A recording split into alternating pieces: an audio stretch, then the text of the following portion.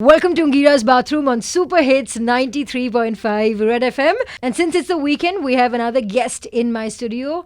Well, I'm going to quickly introduce you. A bit of an elaborate explanation. She's India's most decorated swimmer, felicitated with the Arjuna Award for outstanding performance in sports and games. Well, the nation's only female swimmer who represented India made us proud in Sydney. Here in my bathroom, Nisha Millet. Hi. Hi, Angira. Nice to be here. Yes, nice to have you in my studio. Welcome. And how do you feel? Excited. I'm one of the talkers, so radio is perfect for me. I love talking. And perfect. We are in the bathroom. So, yes. I have a bunch of questions. I'm really curious about you. I want to know you as a person. And so do our listeners. So, I'm going to head straight to the question. Are you ready? Yes, go for it. Okay. I'm going to start by asking you, for a change, how does it feel to be in my bathroom? Usually, you're near the pools and there are bathrooms there. But how does it feel to be in my bathroom? I love it. I like to go outside my comfort zone. So happy to be there. And funnily, as a swimming coach, I'm always changing in other people's bathrooms, other pools. I'm never in my own bathroom. So quite a normal feeling for me. All right. Okay. I remember we'd spoken last year sometime and we'd spoke about how the government was slowly leasing out rules, accommodating, the new normal. So what kept you going through that phase, especially because it was so difficult for, people independently who were working? I think the biggest issue with swimming is you cannot do anything online. If you're tennis or gymnastics, you could possibly do some online coaching. But for us, we have a good big team of about 25 employees now at my swimming academy. And it is the worst that we've been hit in the last 20 years. Not being able to provide for your family, that kind of hits home. Right. Unfortunately, swimming pools got opened last, So the sad part is, even though it is one of the safer sports and all over the world, pools open first, in India, there's this misconception that water would, carry the virus. Correct. There would be transmission, and unfortunately the government also wasn't educated enough, and maybe our industry isn't strong enough or vocal enough to get our message across to the government. We're going to talk more about that and give people the real education they need in terms of chlorine water, which is actually the safest. But let's get started with a talk about you, find out more than we already know about you. So tell me, Nisha, when you start your day, what are the two mandatory things that you do? The first thing I do is get out of my bed. I have very early mornings. I wake up at 4:30 a.m. Wow. And I push myself to get some exercise in. That kind of keeps me grounded. So I'm either exercising or I'm at the pool coaching. So the first thing is you need to get out of your bed, brush your teeth and get changed. And the next thing I do is go and peep in on my twin 7-year-olds to make sure that they're sleeping. So just this fact that, they're having a nice morning sleep kind of recharges me for the day. What do you think about swimming being, inculcated in curriculums in school today?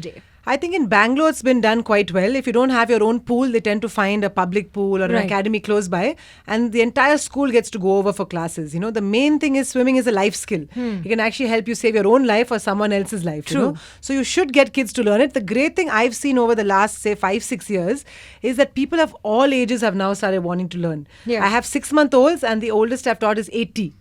So wow. Even if you've passed your what you think of as prime, you could be retired, but you will still get back in the pool. It's one of the safest, most low impact sports for someone. I'm smiling because I have this one story that I'm going to share with you and the listeners. Okay. I was like in 5th or 6th grade, and I remember there was this tiny tot who was like swimming in the pool, and I was so scared because I'm aquaphobic even now, even though I can swim, and I keep thinking sharks are going to come and bite me off. My coach is like, look at that girl, she's going, and then he just took me and dropped me into the pool, and that's how I learned swimming. So very bad technique. Don't teach your kids that. Send them to Nisha Millet.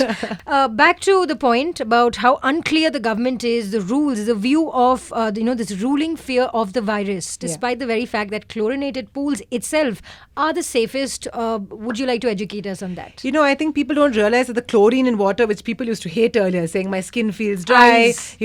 That's actually helping you because it's killing the virus. There have been studies done by WHO, and they have shown that chlorine not only kills COVID-19 but even other coronaviruses like SARS. Right. So it's very, very, clear, and pools all over the world open first. The main thing you have to think about as a swimmer, make sure you're going to a well-maintained pool. So your apartment pool may not be as well-maintained as a club or an academy. Right. So make sure you have someone who's checking the chlorine levels. If that's there, it's very, very safe to swim because the chlorinated water runs over the ladders, the walls, constantly cleansing it and sanitizing it, So the changing rooms, of course, there are ways you can avoid it. You can wear your swimsuit and go to the pool, wash and sanitize your hands after you use it. And that's about it. To know a little more about you, let's dwell into your life. Are you ready? I have a bunch of questions. Sure.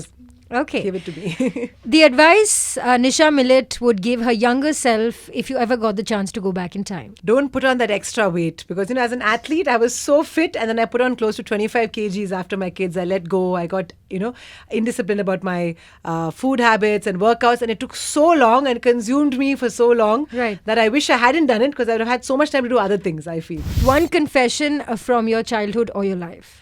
I did miss out on a lot of good fun times with my friends, but looking back, I wouldn't have changed anything because I did win those medals. I did get to the Olympics, but definitely going for picnics and, sleepovers at friends, that's something I miss. So making sure my kids do that at a young age so that later if they become competitive athletes, they still had that in their childhood. The one incident or person that changed your life, Nisha?